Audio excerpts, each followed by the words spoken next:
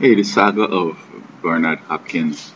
I haven't seen the video, but what I read is that some way he slipped and he dislocated his shoulder in early in the fight, and everybody's dissatisfied that it hadn't gone to the distance, but he couldn't fight on, and what they should have done.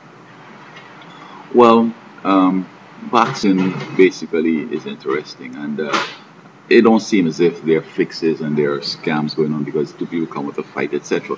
Although when Tyson fought Buster Douglas in Japan, I think it looked as though he was outed. So I don't know if they drugged him or what. Tyson was drugged or whatever, but he ended up losing, and Buster, just had a fight or two and then just gone. He made a couple of millions of dollars and he's happy.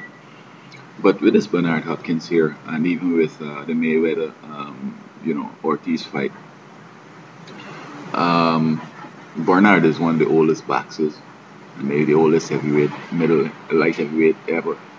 I mean, I don't think that he intentionally would dislocate his shoulder, but it looks as if at his age, basically, I don't know how he could win it and how he could endure more fights and so on. So at least he's guaranteed another fight.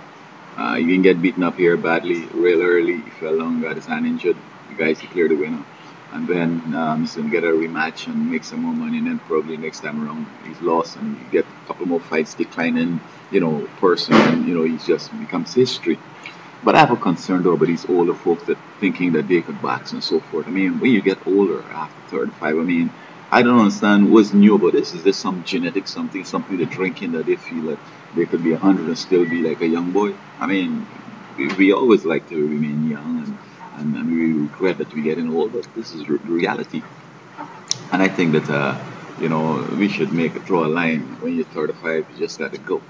Even though you're enjoying the accumulated punches to the head, especially when they're older, it makes them in the latter days, a serious problem to themselves and to others. Okay, you feel it. What about these ladies? We know that menopause happens at a certain time, but if 20 years after they're going to do that pill thing and they start back the whole deal and get pregnant, don't they die soon after? I mean, you got to respect the age, and when nature has said this is it, and you just can't recover as when you were younger, and that starts happening in your mid 30s, just go away and stop.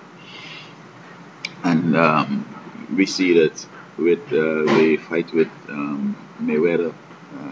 We need to have a rule though that perhaps when somebody gets into a situation like this, harmed or whatever, that we will either postpone it or do some kind of thing without necessarily transferring the title and the belt and the money.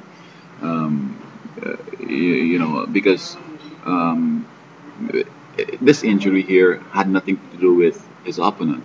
Yes, he can't continue, but perhaps it should be ruled a no fight or something like this. The purse stands, and the next time they come back and do it, I guess that will solve a lot of these problems.